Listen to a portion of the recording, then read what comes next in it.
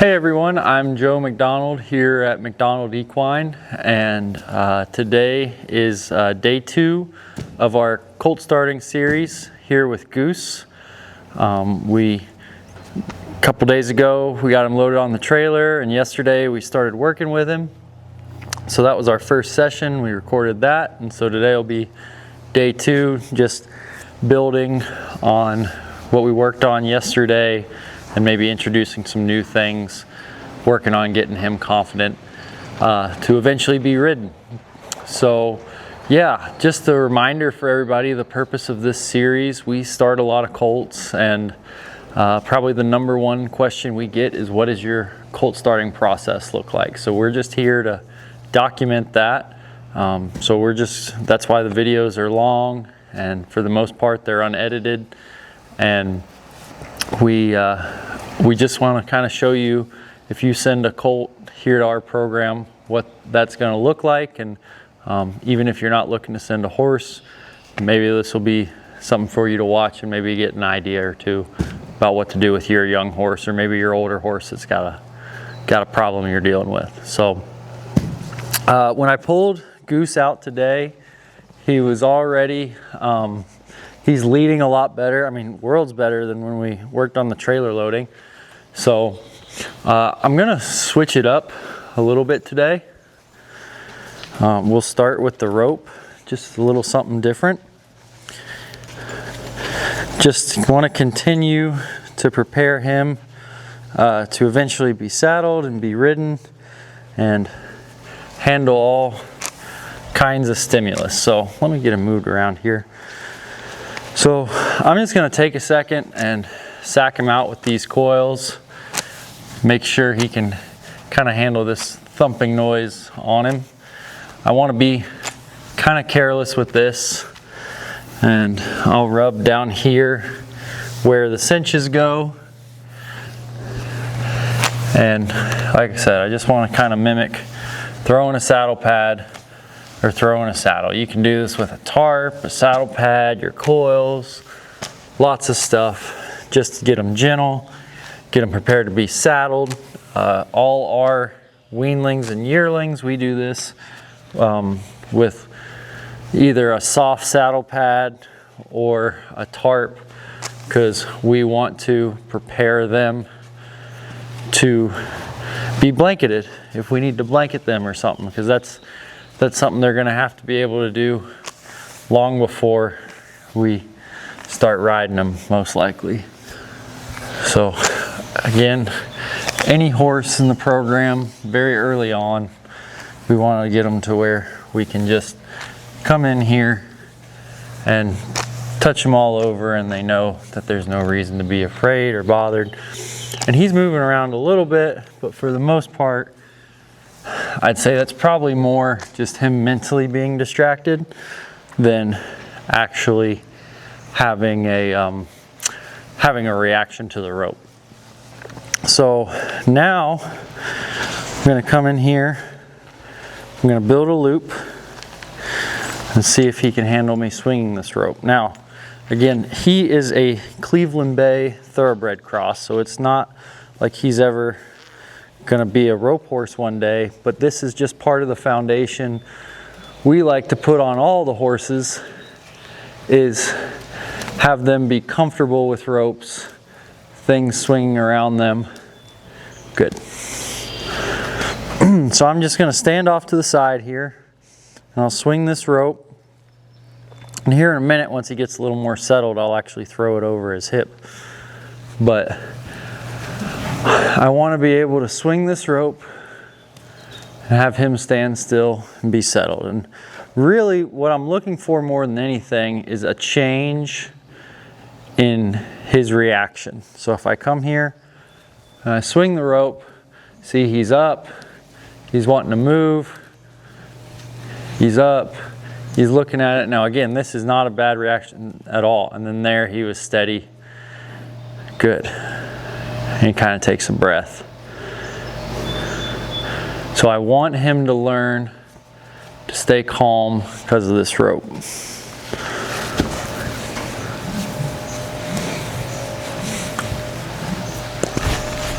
Good. And I throw it at his hip while I'm standing out to the side, and I'm just going to let him wear this rope for a second. And again, I'll just keep walking towards his hip, and I never want him to feel like I'm making him stay still, okay? I want him to know that he can move his feet. He can't run into me. He's kind of got that baby thing where he's been taught to walk all over people. He can't run into me. Good. So like right there, it might have been hard to see on the video, but he got a little tight in his flank when the rope touched him. Before we ride him, we want to get all that tension out of there. Good, so I'll just walk him out of there and reset. I think I touched on this yesterday, but it can be pretty important to make sure when your horse is learning to not be afraid of something that they aren't, don't come into me, move away. There you go. He's more than welcome to move his feet, but he's not allowed to come into my space. So what I was saying was, I always want to be checking out that I can still move his feet. I never want him to be locked up. There you go. You can move your feet and you can be out there, and that's totally fine.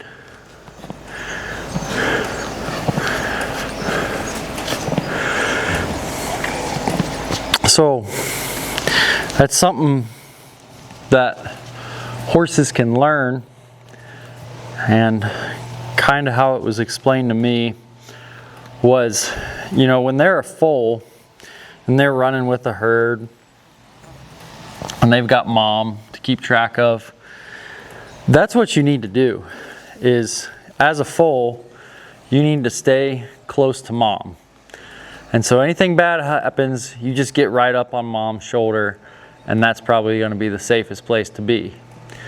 Well, what happens naturally is as it's time to get weaned, mom tells you, okay, you're a big kid now, you have personal space, right? That's kind of how it happens in the wild.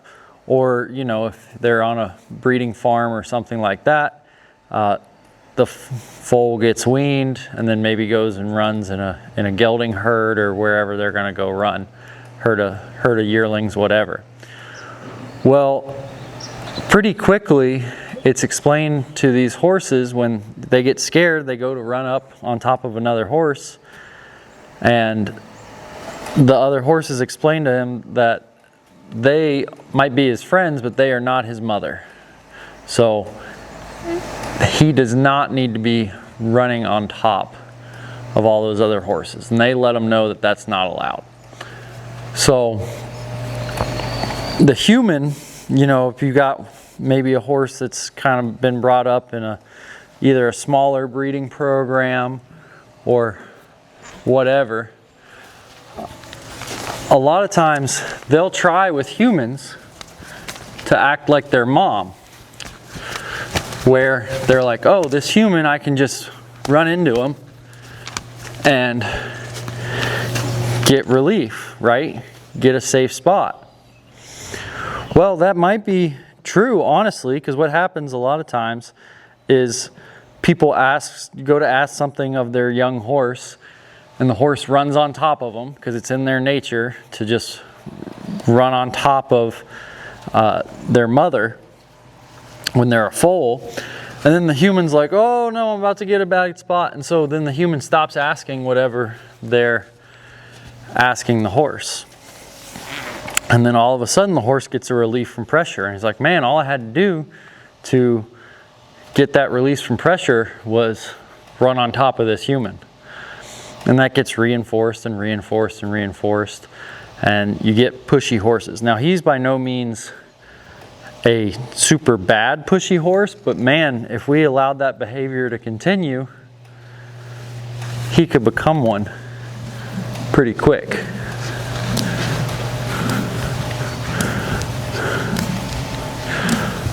Good.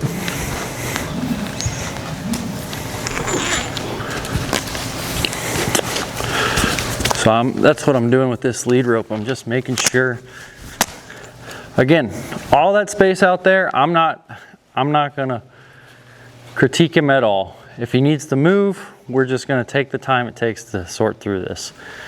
But if they're gonna run on top of me, I'm gonna explain to him that that's not a rule, because I imagine he's gonna get a lot bigger than this, and he's already way too big to be coming that close and running into people.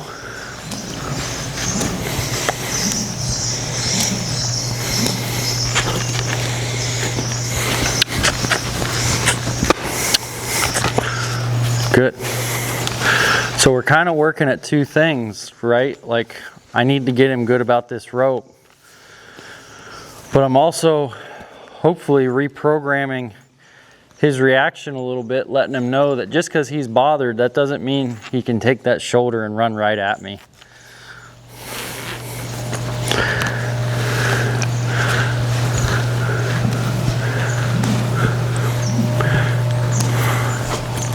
That was better.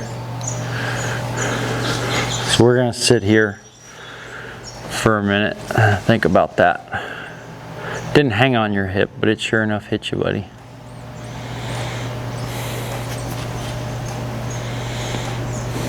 Yeah, good job.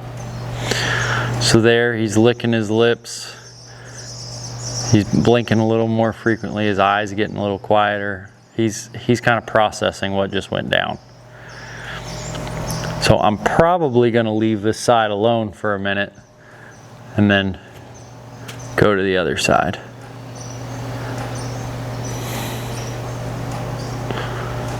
But this part is really important, letting them process.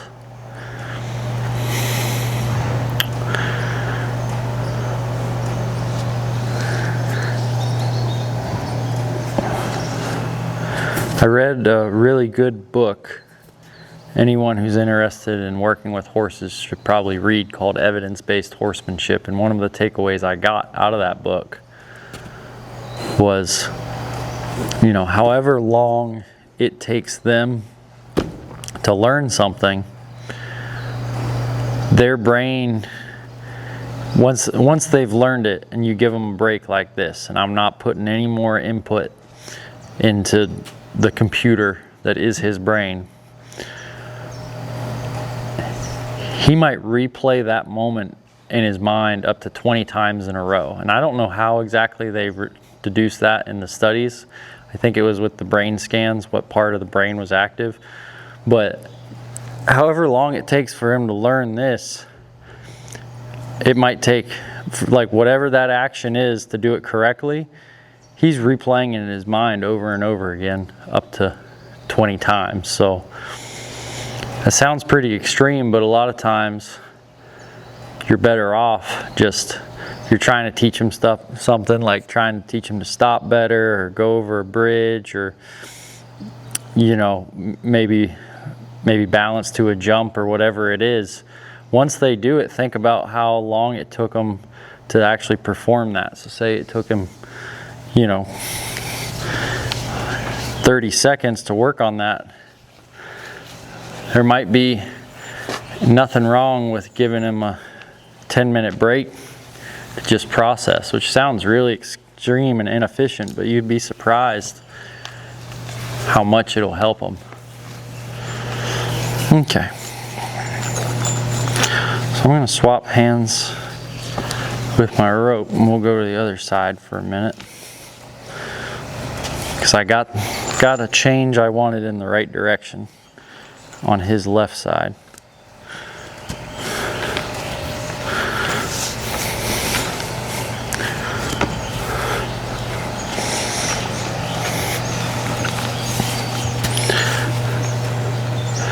Again, I'm standing off to the side because if he wants to move, he can.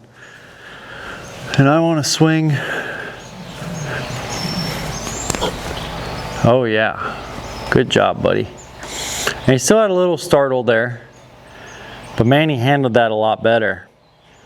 And That was a pretty big loop, and he hadn't really been on this side before. But I let him sit and process that, and I made it really clear what the right answer was. So he was kind of in this pattern of getting hit by the rope and moving, getting hit by the rope and moving, and then we broke the pattern, and I let him sit there and process long enough. And one thing I'll point out right there, I didn't sit there and pet on him a bunch either. I just let his brain work. And I'm kind of the belief that's a pretty common mistake people make. I'm not against petting your horses at all. I'm not one of these like old cowboy types that say, oh, don't pet that horse, don't reward that horse, whatever it is. I'm all for being friends with your horse and petting them and all that stuff. But, you know, if I was in math class trying to work on a really hard problem, and I was just on the verge of solving that problem, and someone walked up behind me and slapped me on the back and said, man, Joe, you're doing really good in math class today. That's great. I probably would lose my train of thought, and I wouldn't be focused on the problem near like I could have been. And that's kind of how I like to think about it with these guys. Like, I'll pet them and love on them, but if I'm trying to teach them something, like, I'm gonna give them their space and let them think through the problem. Okay, and then if things are good, you know, I might love on them in the wash stall after or whatever. But during the actual session, I want them to focus. So that was a good change right there. He's gotten a lot. He kind of fell asleep on me, but his body language, he's mellowed out quite a bit. So we're gonna move on with this thing now, buddy.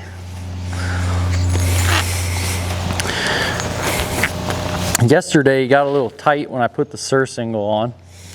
So we'll see if we can use this rope to kind of help him with that. Good boy.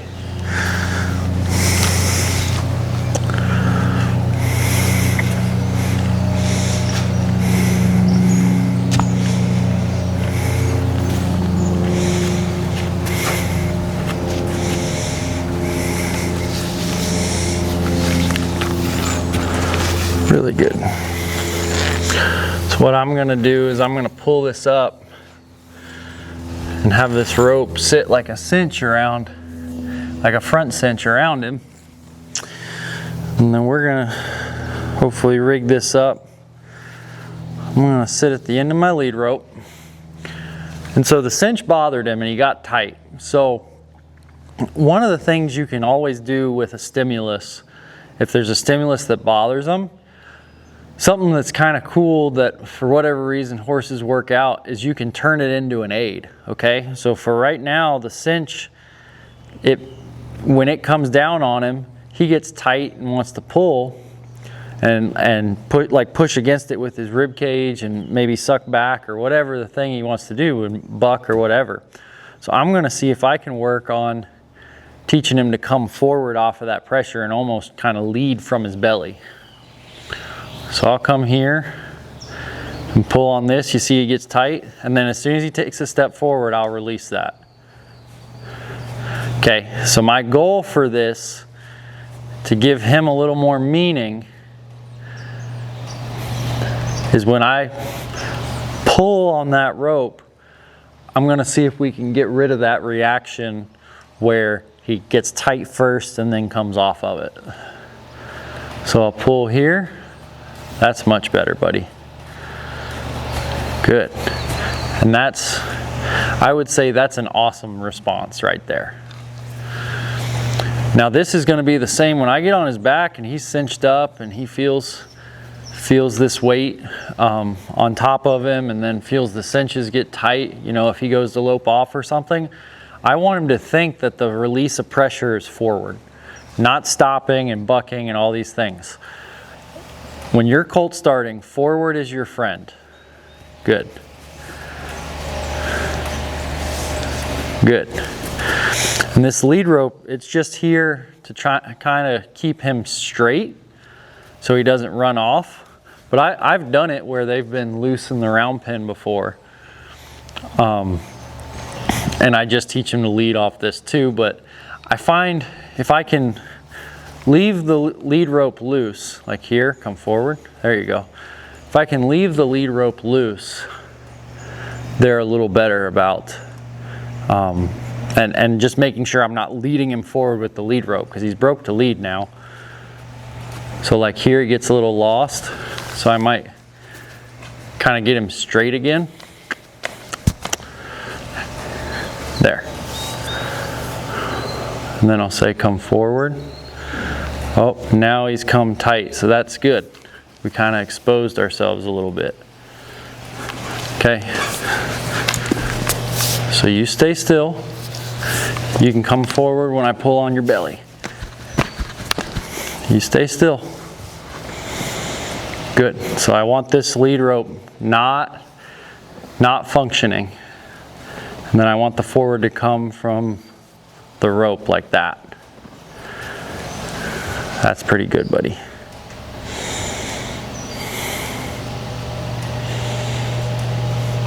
Okay, so now what we're gonna do is we'll address the back cinch. And that can bother him too. Now that's not gonna be tight, and I don't really like to put the rope back by his flank and pull it tight, because all of a sudden that can turn into a bucking strap. But what I'm gonna do is I'm gonna see if I can also work on getting up transitions from putting pressure back here where a back cinch would be. So I'm just gonna bump on this until he goes forward, and then I'll release and let it be soft. I'll bump on that until he goes forward, then I'll release when he goes soft. There.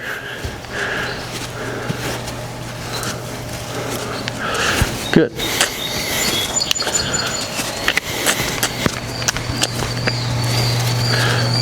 Good.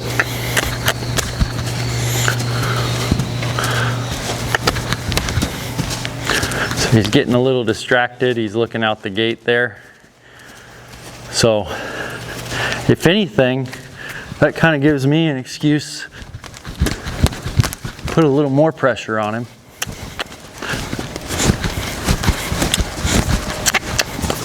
All right, that's good. Good, so this is kind of what we want to work out. I want him to trot. There you go. Yeah. Good. And I want him moving forward and kind of learning to wear that on his belly.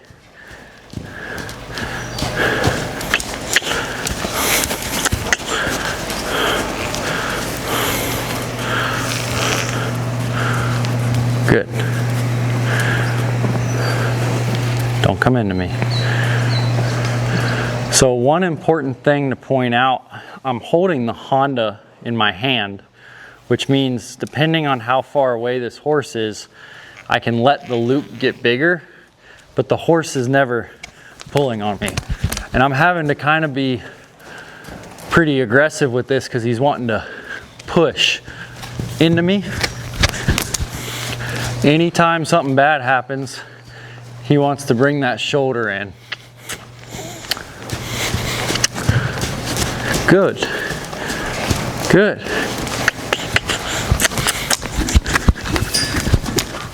There. Good.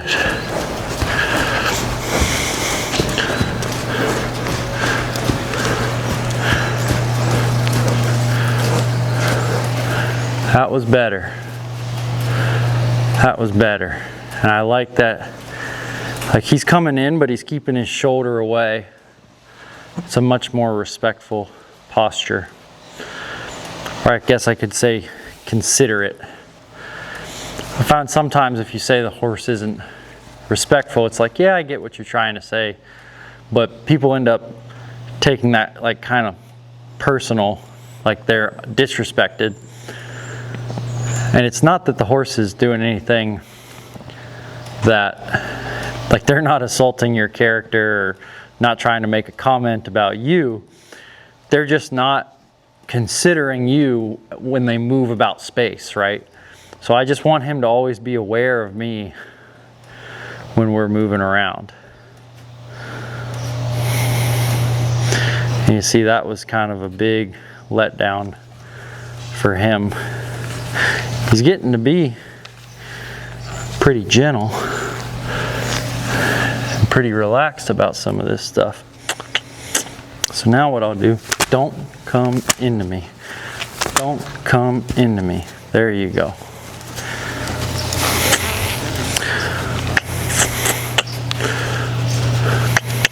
So now what I'll do is I'll ask him to walk a circle around me.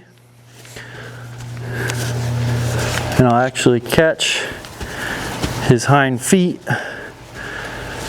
Because when I do go to swing a rope off of him, the rope might end up down there, and I want to make sure that it's no big deal that the rope end up down there. So I want to be able to come up here around his hocks and make sure that doesn't bother him. And see, he's getting, there you go, just walk out of it.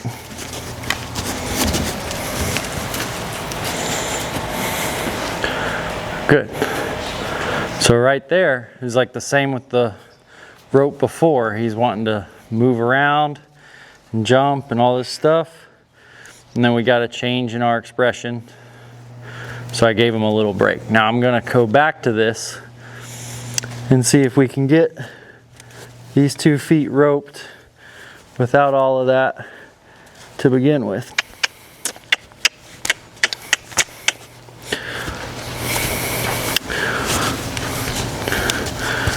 Good.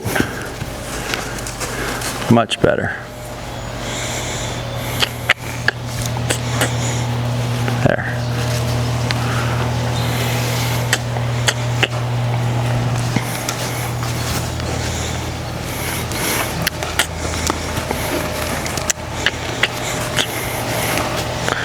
There. Good. I want him to stop with his shoulder moving away from me. Now he gets another big long break.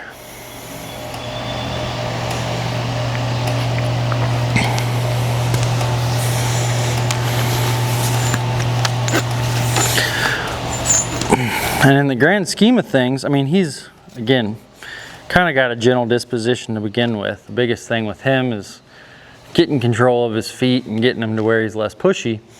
But in the grand scheme of things, we haven't really done much with a rope with him, and we're making really good progress really quick. And a lot of this stuff is that way because if you stop at the right point and let them do this right here, you can be so much more efficient with how you work with the horse, which is kind of ironic because you don't feel very efficient just standing around. But mentally, they're getting a lot more work done than if I just swung this rope forever and ever and ever.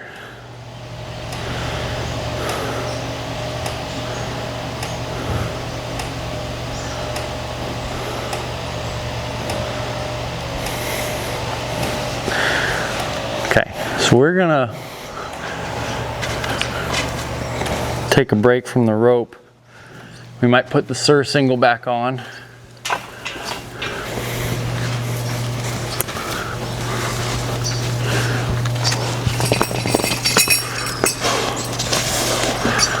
And I'll see about adding a saddle pad today.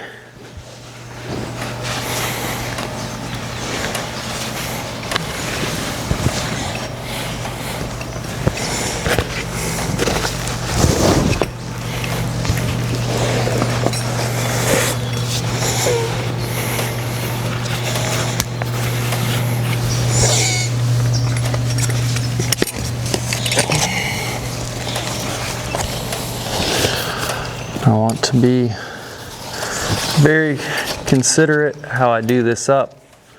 I'm not trying to split them in two. Just want to get it tight enough that it'll stay on. Good. And actually, I want him to stand still, but I like that he felt confident enough that he could move right there. Believe it or not, I'd rather deal with a colt that wants to move around like this than one that is just kind of stuck in the mud. Good.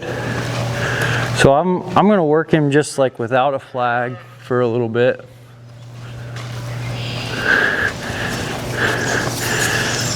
And try to not have too much going on.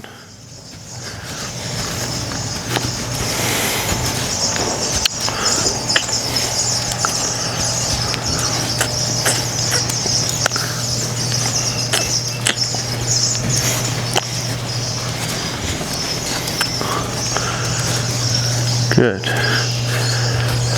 And just let him wear that for a second.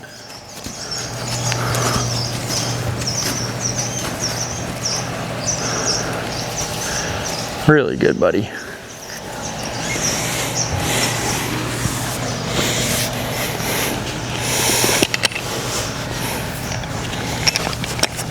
Again, he's allowed to move. I'll tip his nose in, help him stay. But I don't mind him moving. If they want to move forward when you do this, and you let them move forward and let them think, eventually they'll realize that they don't need to do that. But if you try to keep them still, you could very well put a spot in there. So let's try going this way. So I'm just going to block him with my other hand. Say, let's try working. Look, doing a circle this way. And I'm going to say that absolutely under no circumstances, I don't care what you're spooking at, you cannot come into me. And I'm not saying that because I'm not trying to consider when something scares him. But he needs to be aware of me enough that even when something scares him, he doesn't jump on top of me.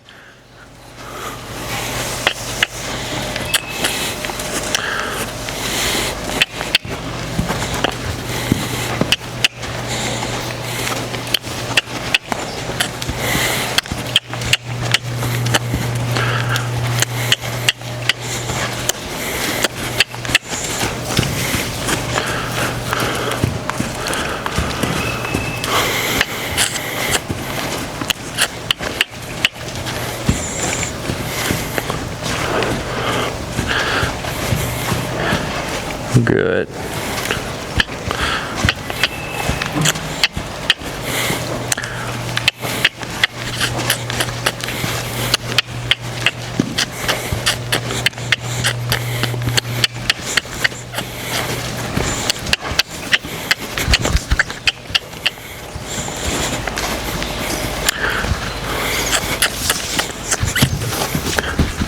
There, move forward. There you go. So the reason I just got firmer and firmer and firmer there, he kept going around in the circle and looking out and thinking about everything else in the world. And I need him to start thinking about focusing on me.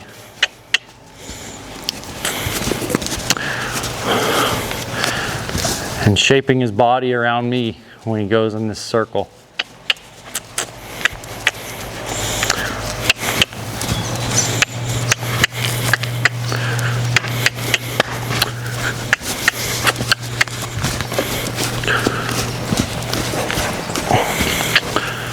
Because right now, I can tell he's tight.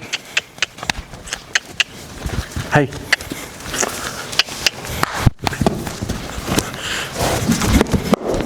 Move away from me. There you go. There. And he's just bracing this side. There you go.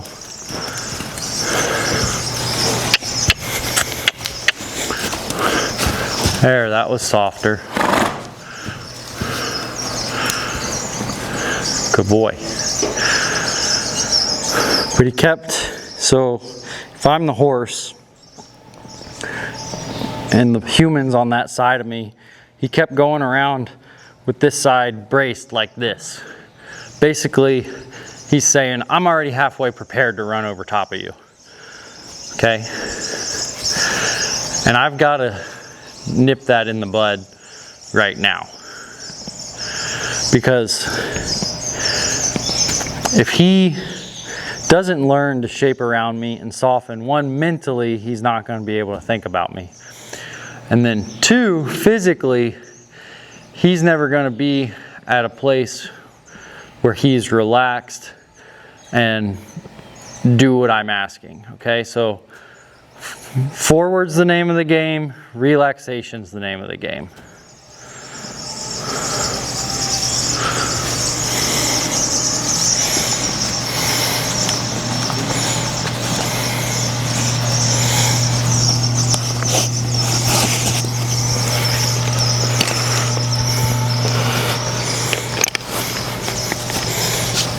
I just keep on working this tighter.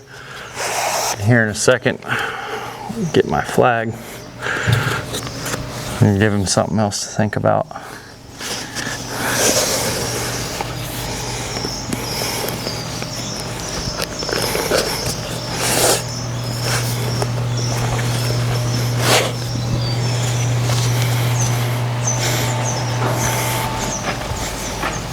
Good boy.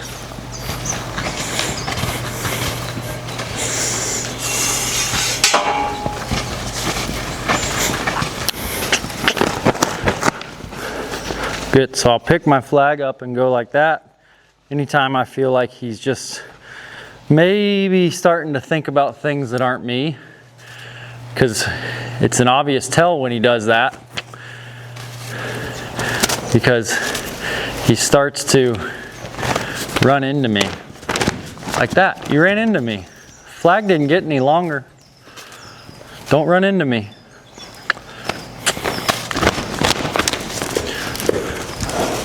Good. Good. And you see, I'm just having to, the reason this is so tough for him is I'm redefining the rules of interaction between him and humans. Okay, he's never really had to think about humans like this before. That was better, buddy. Let's see if we can go the other direction. So you just head backwards. Good. Really good.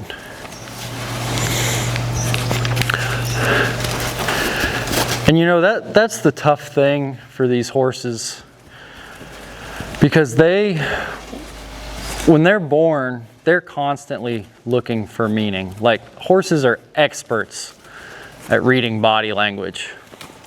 And when they're young, if they get overhandled, you know, the first time someone comes out, the little baby foal, I can only imagine their inner monologue is, oh, okay, here comes a hairless monkey that's not a horse. Well, mom's kind of teaching me how to interact with horses. Let me see what the hairless monkey wants. And they'll be paying attention to you. And, you know, in our program, when we've bought weanlings that haven't really been handled or halter broke or anything, it's amazing how focused on you they are in the beginning. But then, if you don't do anything with that focus, it's like the little foal tries, and they try, and they try. And then eventually there's no meaning, because, you know, the human hasn't really tried to teach them anything. They've just pet them and loved on them and all these other things, which I'm not saying that stuff is bad, but if you're going to interact with them and not have it have any meaning, you're doing them a disservice. Like this guy right here, he so struggles to keep that left shoulder out and away. Okay, Like down the road, if this didn't get fixed and somehow he did get ridden, he'd always be dropping his shoulder to the left too. And it starts right here. Like he can't even walk a balanced circle. There you go. Heard me talking about you. But he's having trouble walking a balanced circle on the ground. It's going to be way harder packing a rider around. So all that to say, you know, if they're looking for all this meaning, and if the humans don't give them anything, then eventually the poor foal, they just give up and they're like, oh, okay, well, I'm not necessarily afraid of humans, but I don't think they have much to offer in terms of teaching me anything. And then they get to kind of having this disposition where, you know, this horse isn't really afraid of me, but I'm having to work maybe harder than normal to get him to pay attention to me.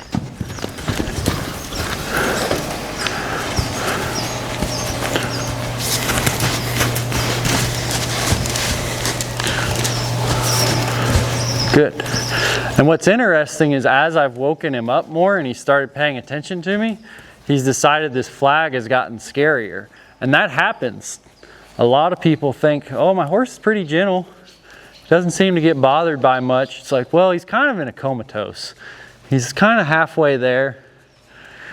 And then he finally gets woken up and say, hey, can you respond to some things? And he's like, yeah, but like now that I'm here in the real world, there's a lot of other things that I think might be a little more scary than, you know, when I'm kind of glazed over and numb, just trying to survive my human interaction.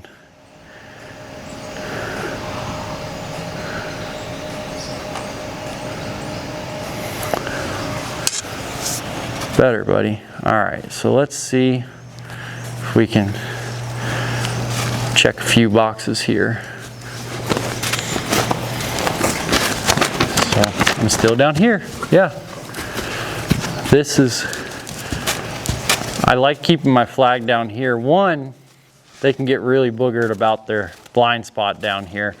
But two, this is a really good way to keep the pushy ones honest, because it's like, this is how far away you have to be. And if you come closer than that, we'll know. Because the flag is not getting any longer. My arm's not getting any longer. The only thing that's changing is the distance between my feet and your feet. And your job as the horse is to maintain that distance unless I say otherwise.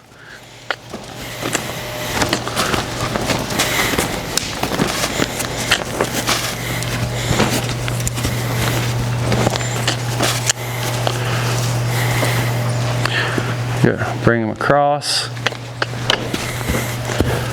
Good.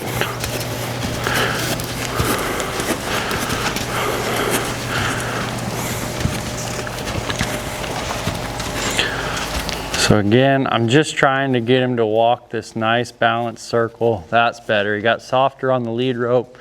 Flag didn't bother him. I got to give him a break there. But notice right there, his hind end kind of flared out. I'd like him to stop straight pushing with his hind end. I don't want him to dump all his weight on his front end and then let the hind end kick out. Seems like if you can get them in that habit, they stay a little more balanced and mentally they stay a little calmer. That's a very small detail, but I've seen it make a big difference on horses.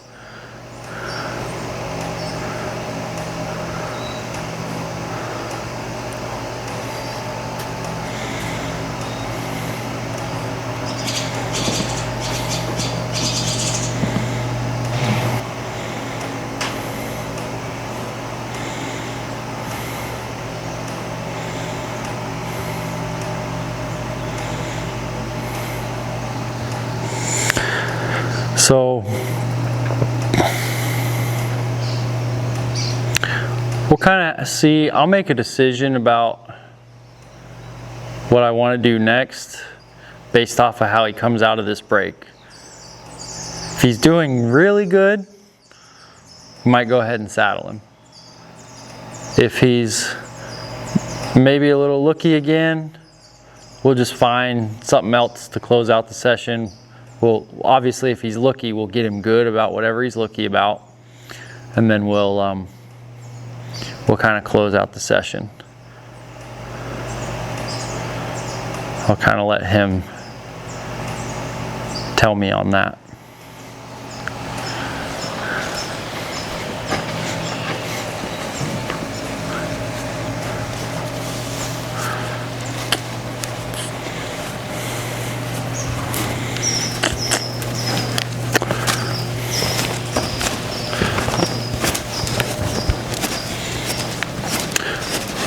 So you can kind of see his posture here. You know, there's only so much you can tell by the head and neck, but the way he's got his head up in the air and his neck is tight, if you actually look at the base of his neck, it's kind of wrinkled up. One of the things I'm looking for is for his top line to relax and him just to go forward without worrying about this stuff. There, his head came down just a little bit. And I gotta kind of look for the slightest change there. There, keep coming forward. Don't stall out on me. And that's another reason, like, I want them to stop coming forward and straight like this. It keeps their top line relaxed. Keeps them stretching down like that. That's really good.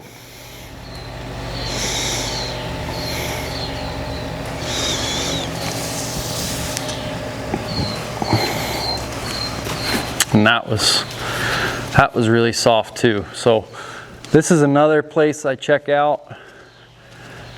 Right here is probably where my head's gonna be one day. So I want him to be okay with stuff going on up there.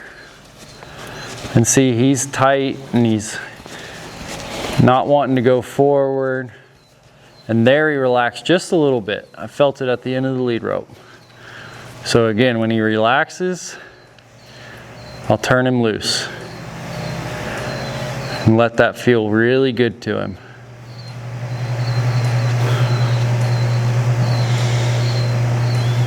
Good, you see him put his head down, lick his lips. Definitely processing some things.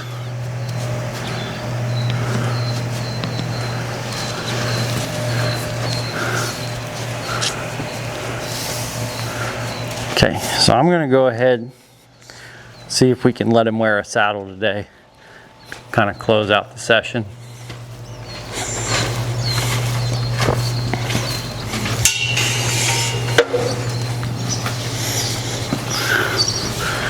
First I'll come get your surcingle. And I always like to check out their flank.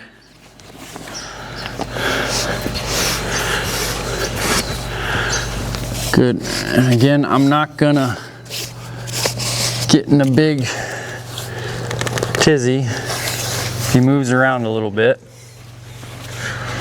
If he moves around a lot, I'll take that as a sign he's bothered. But I think this is more just him being unsure. And I can live with that.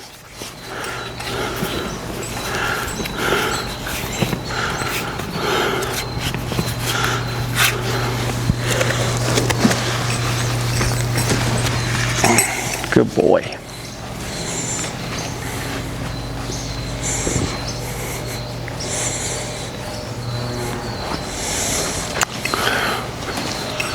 Good boy. Okay, so I'm gonna try to be real deliberate with how I put this saddle on.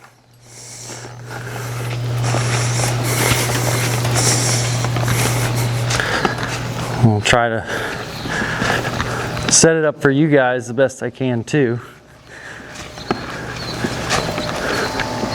See how I do this.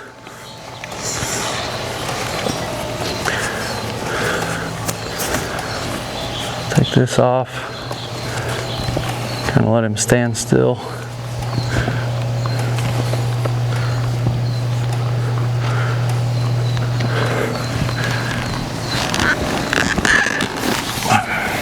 go.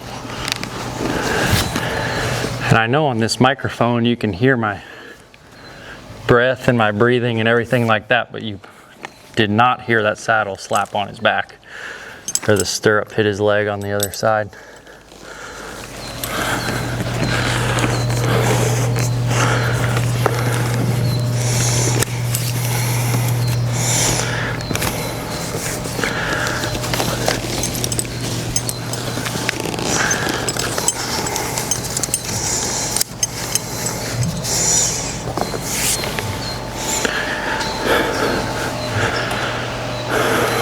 And one thing I do too, I'll show you guys in a minute.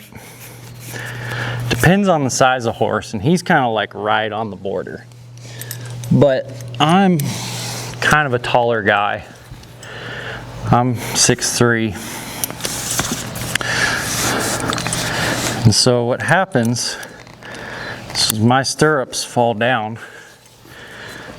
Like right here, say our good friend Goose goes to trot off. These stirrups are going to bang him right in his elbow, and a lot of times can kind of really shock him. Okay? Now again, if I had a bigger horse, that might not happen. Or if I had a shorter leg, that might not happen. So I just use my judgment on that. But usually if my stirrups are down by his elbow or lower, I'm going to do this to start off with. I'm going to come in here. I'm going to tuck this stirrup into my back cinch. And let the stirrup ride like that so it doesn't bang into his elbow. The number one thing I want to teach him here in the beginning is that it's okay to move forward with a saddle on your back, okay? And if I ride half decent, when my feet are in these stirrups, they're not going to be banging around, okay? So now I'm just going to step off to the side. I don't want to be in front of him in case he does decide to bronc up, but I'm just going to let him kind of move and feel that. And I'll come around this side. I'm just trying to avoid being straight in front of him at all. Good. And then this is why we've practiced this. Let's see if you can walk circle around me.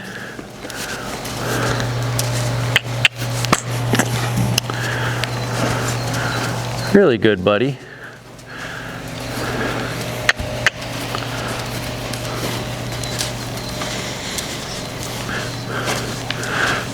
We still doing good on SD cards and everything? Right now we are. Okay. I'll try to be efficient. That was good. I'll take him forward. Let him flow around me this other way.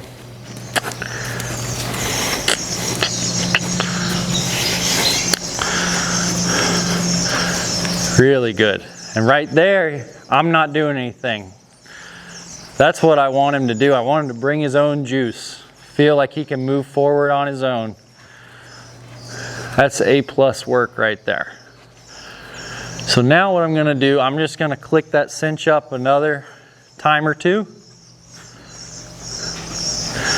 And we'll see if we can get a trot out of it.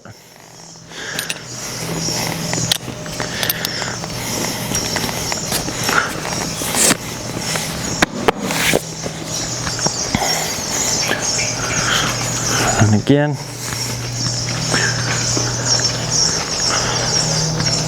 come around here. I'm trying to remain not in front of him. Good.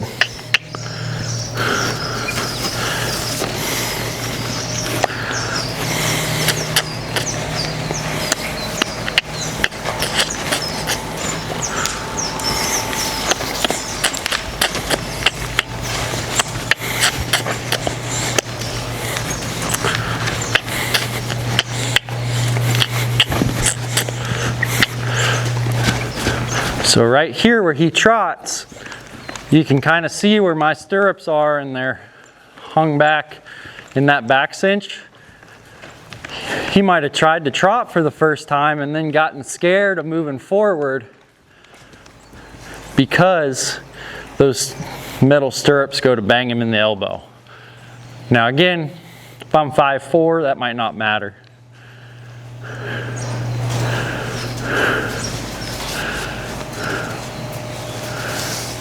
So I'll just let him digest that for a second.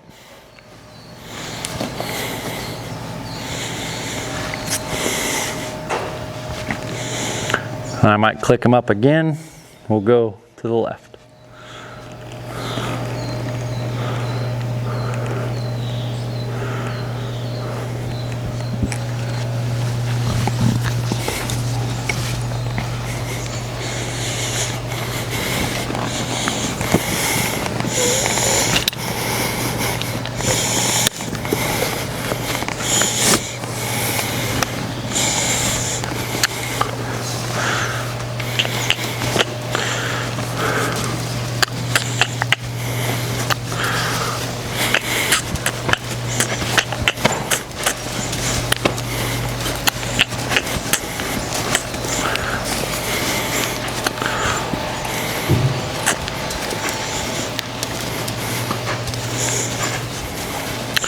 Really good. I like how he's traveling the more level top line here.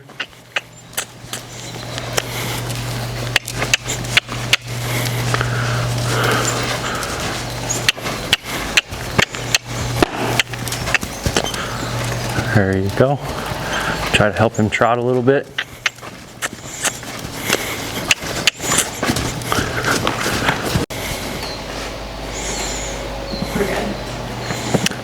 Okay, so we're still figuring out our SD card timing. We're still still working on that a little bit, but all we did was have him trot to the left, and then I let him stand here, and you can see his mouth working, still digesting. So the last thing I'm gonna do is I'll probably, it depends on the horse. I think what I'm gonna do with him is turn him loose and let him lope.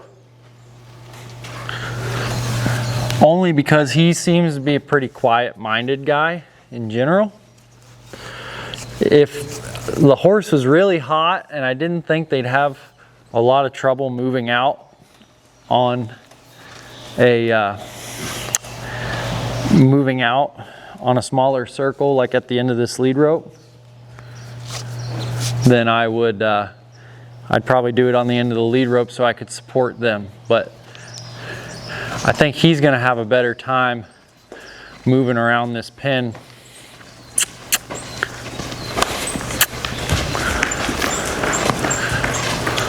Just getting a little more space. He's kind of a quiet-minded guy. So all I'm looking is to get a transition out of here. I don't need him to sustain a lope or do anything like that.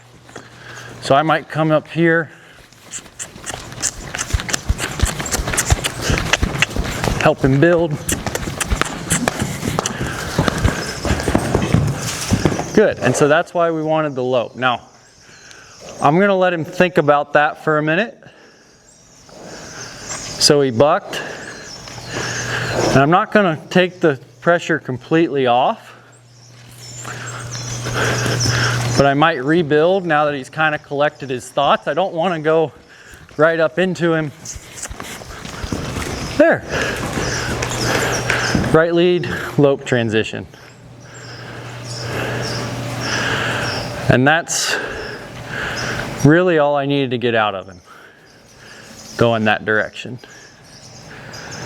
So again, I'm not gonna panic just because his initial response was get tight and give 2 crow hops. I'm gonna give him enough time for his nervous system to come back down to where he can have a reasonable response, right? I don't wanna just go to him right when he's bucking, because then he's probably just gonna react more and more. So I let him come down enough, but he didn't plumb get out of work because he was bucking.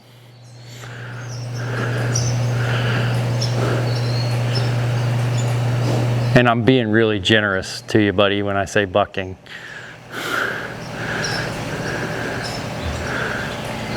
So we're just gonna let him kind of think on that. Yeah. Let it all out. Good boy.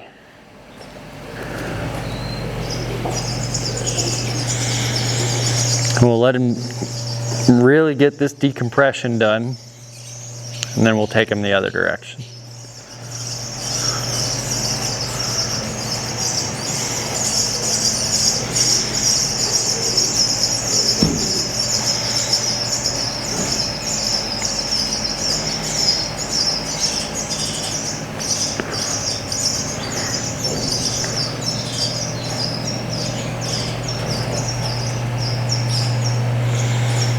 Okay, so now I'll come in, see if we can go to his left.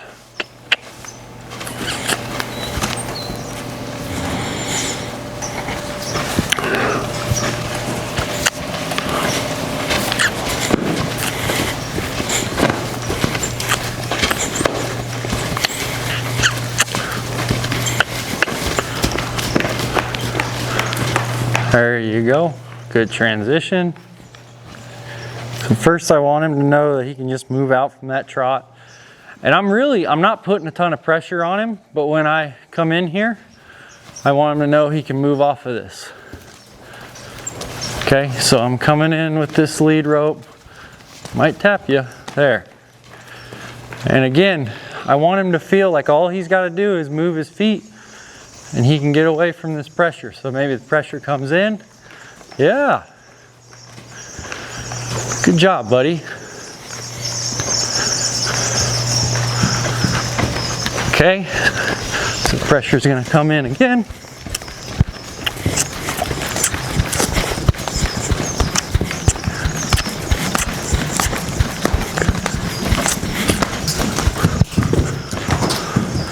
Good. So I'll let him think. Make sure I don't lose my microphone running around here. We're just going to try that again. See if we got any better options to explore.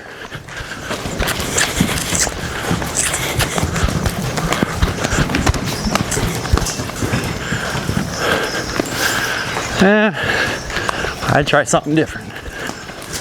Yeah, that's a good idea. Now, one thing I won't do is I won't let him stop at that gate. I want him to keep flowing out of here.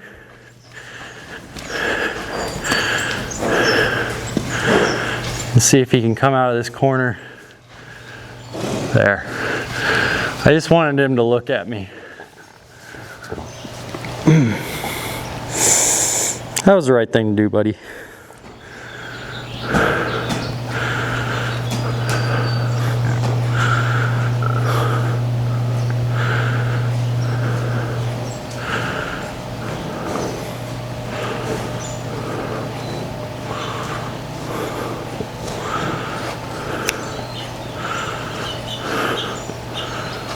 There.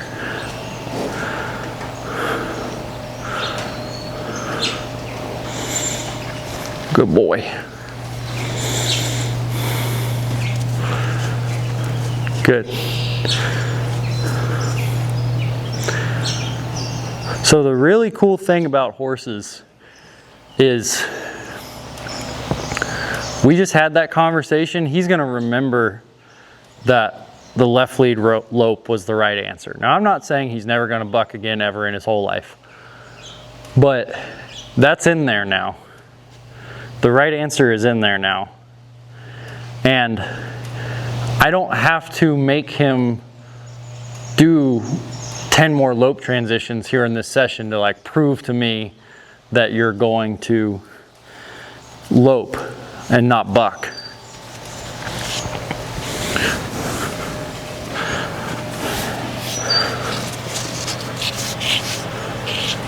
The most dangerous thing I could do is exactly that. Make him do it over and over again, because then he might start to reconsider what his choice was.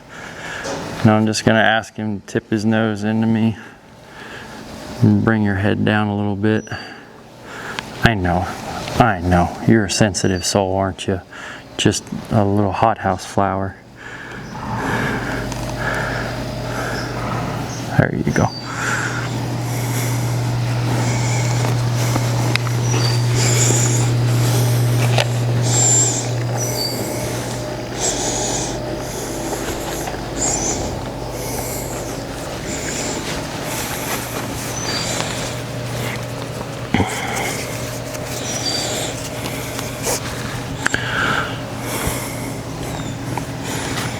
Good. I want him to be able to turn his head loose to me. Eventually we're gonna have to bridle you, buddy. I know.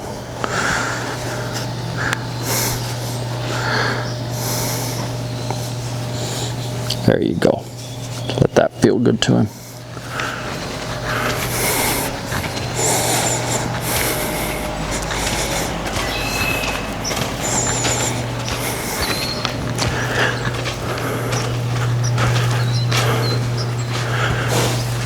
So I just want to be really careful how I take this off.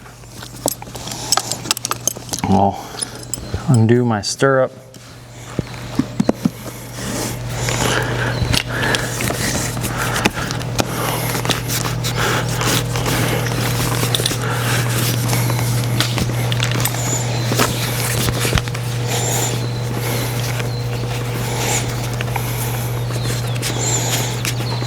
And again, his groundwork is not exactly complete by any means.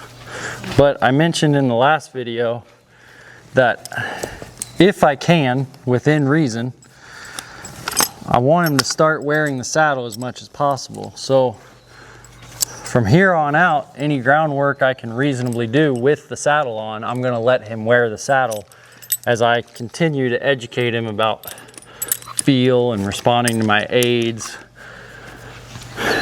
and maybe the appropriate amount of distance to stay away from me.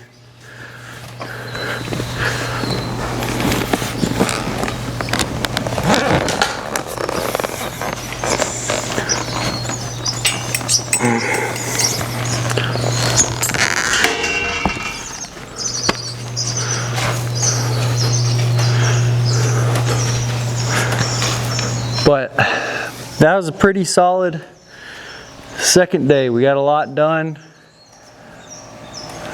Goose has turned loose quite a bit more. Got to pack the saddle around. Got to show everybody your moves. It was a good day, wasn't it, buddy? So we'll start back tomorrow and just kind of keep building on this.